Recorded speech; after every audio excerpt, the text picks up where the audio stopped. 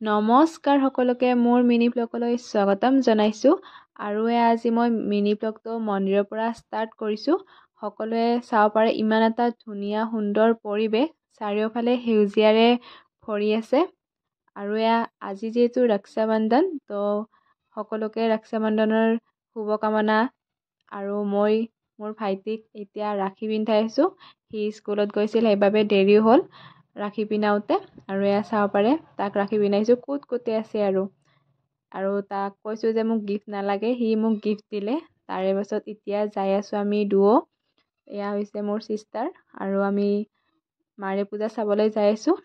এয়াও চাব পাৰে ৰাস্তাত সেউজীয়া সেউজীয়া পৰিৱেশে দেখিলোঁ। সঁচাকৈ বহুত ভাল লাগে এনেকুৱা সেউজীয়া পৰিৱেশ চাই।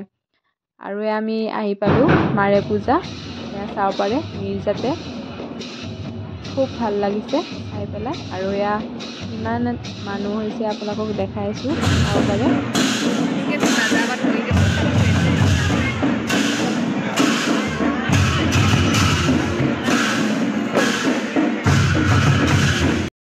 আৰু আজি গোটেই দিনটোৰ ফটো ইয়াতে মই দি দিছোঁ, আপোনালোকে চাই ল'ব।